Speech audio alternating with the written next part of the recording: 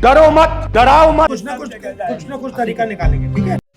राजनीति के चौसर पर समय समय पर समयानुकूल तरीके से राजनीतिज्ञ अपनी चालें चलते हैं। ऐसी चालों से देश को बाद में तमाम कठिनाइयों और तमाम फायदों से भी जूझना पड़ता है। जब बीपी सिंह प्रधानमंत्री थे तब लाल कृष्ण आडवाणी भाजपा नेता ने रथ यात्रा निकाला, मंडल का शुरू किया, कमंडल का शुरू किया। तब प्रधानमंत्री बीपी सिंह के पास कोई चारा नहीं था और उन्होंने राजनीतिक गोटी के रूप में मंडल आयोग लागू कर दिया। उसका तमाम विरोध हुआ, तमाम छात्रों ने आग के हवाले करके अपनी जान तक दे दी, लेकिन मंडल आयोग का फायदा बीपी सिंह को नहीं मिला। उसका फायदा लालू, नीतीश और मुलायम सिंह यादव जैसे नेताओं ने उठाया, क्योंकि यही लोग पिछड़े वर्ग का प्रतिनिधित्व करते थे। बीपी सिंह को मंडल आयोग लागू करने का कोई फायदा नहीं मिला। आज राजनीति के चौसर पर विपक्षी नेता लगातार दलित और पिछड़ा कार्य पर मूव कराना चाहते हैं, मूव करा रहे हैं। लगातार ये मुद्दे बन रहे हैं। सत्ता पक्ष भी इस मुद्दे को खेल रहा है, खिला रहा है, यहाँ तक कि राष्ट्रपति दलित बनाया जा रहा है। इन्हीं सब विश्लेषणों का एक पूरा परिदृश्य आपको आगे सुनने को मिलेगा, जिसे मैंने कुछ एआई के आवाज में बुलवाया है, कुछ अपनी आवाज में दिया है, लेकिन पूरा विश्लेषण लिखा मैंने है। पूरा ध्यान से अगर आप सुनेंगे, एक आध मिनट 2 मिनट का समय निकाल कर सुनेंगे, तब आपको राजनीति समझ में आएगी और राजनीति किस करवट बैठती है, क्यों बैठती है, यह भी समझ में आएगा। अब आगे ध्यान से सुनिए। जो चल रहा है वर्तमान में, एक बहुत दुखद घटना हुई। रायबरेली के हरिओम वाल्मीकि की हत्या की गई। उसी को इसके केंद्र बिंदु में लाकर ऐसे निंदनीय कृत्य की आलोचना करते हुए यह विश्लेषण मैं आगे किया हूँ। आप सुनिए, थोड़ा सा ध्यान देकर सुनिए। न्याय को नजरबंद नहीं किया जा सकता, ऐसा कांग्रेस के नेता रायबरेली के सांसद राहुल गांधी का मानना है। ठीक ऐसी ही तुकबंदी और डायलॉग का यह दौर है। वर्तमान प्रधानमंत्री नरेंद्र मोदी ऐसे ही तुकबंदी और डायलॉग के माहिर हैं। वर्तमान प्रधानमंत्री नरेंद्र मोदी के डायलॉग और तुकबंदी से विपक्षी नेता ही नहीं, देश का एक बड़ा वर्ग काफ़ी प्रभावित है। 2024 के लोकसभा चुनाव के समय से थोड़ा पहले प्रधानमंत्री नरेंद्र मोदी बनारस जिला में भाषण दे रहे थे, जो जौनपुर से सटा हुआ है। जहां भाषण दे रहे थे वह बॉर्डर है, तो प्रधानमंत्री ने तुकबंदी डायलॉग छोड़ी। जौनपुर के इत्र और मित्र बहुत मशहूर हैं और प्रधानमंत्री यह डायलॉग मारकर चले गए। लोग जौनपुर का मशहूर इत्र और मित्र खोजने में लग गए। लिहाजा लोकसभा चुनाव 2024 में जौनपुर की मछली शहर सीट के साथ ही जौनपुर सीट हारते हुए भाजपा सटी चंदौली लोकसभा सीट भी हार गई। राहुल गांधी ने यह रायबरेली में हरिओम वाल्मीकि के हत्या के बाद कहा कि न्याय को नज़रबंद नहीं किया जा सकता। रायबरेली के हरिओम वाल्मीकि अवसाद से ग्रस्त भीड़ ने हरिओम वाल्मीकि को चोर समझकर पकड़ा और हरिओम सही जवाब नहीं दे पाए। भीड़ में भी अवसादग्रस्त लोग रहे होंगे और हरिओम को उसी भीड़ ने चोर समझकर पीटते हुए हत्या कर डाला।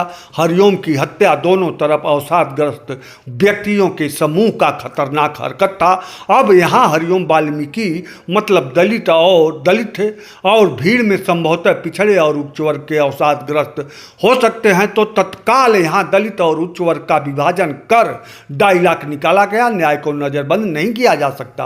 राहुल गांधी विपक्ष के नेता हैं, ऐसे में राजनीति के लिए मुद्दे को उछाल कर रखना ही होगा। और घटना रायबरेली की है, जहां के वह सांसद हैं। ऐसे में राहुल गांधी का मामले में बोलना लाजमी ही है। और हरिओम वाल्मीकि की हत्या और मारपीट का अवसादग्रस्त लोगों ने जो वीडियो बनाए, उसमें एक वीडियो में हरिओम राहुल गांधी को पुकारते हुए नजर आते हैं। ऐसे में राहुल गांधी का हरिओम वाल्मीकि के घर जाना और सांत्वना देना आदि सभी उचित कदम ही है। यहाँ राजनीति की बात देखने लायक है।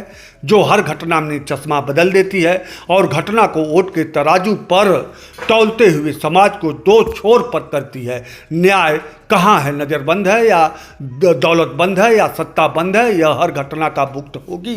जानता ही नहीं भोगता है।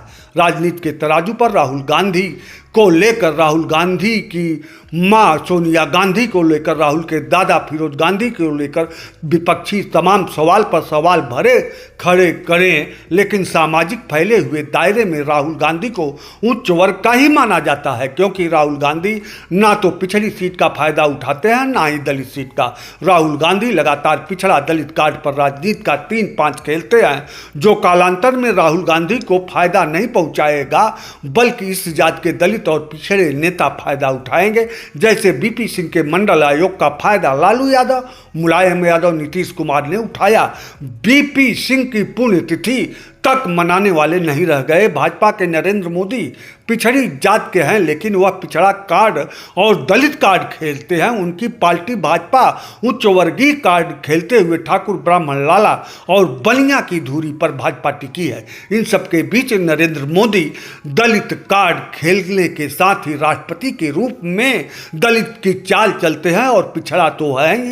राजनीति के चौसर पर राहुल गांधी का दलित और पिछड़ा कार्ड लॉन्ग टर्म तक राहुल गांधी को फायदा नहीं पहुंचाएगा, लेकिन राजनीति के चतुर सुजान जानते हैं कि और मानते भी हैं कि इस समय राहुल गांधी के पास इसके अलावा कोई विकल्प भी नहीं है। इन सब के बीच हरिओम वाल्मीकि की हत्या जितनी निंदनीय है, उससे अधिक निंदनीय अपराधियों को सजा नहीं मिला तो वह होगा।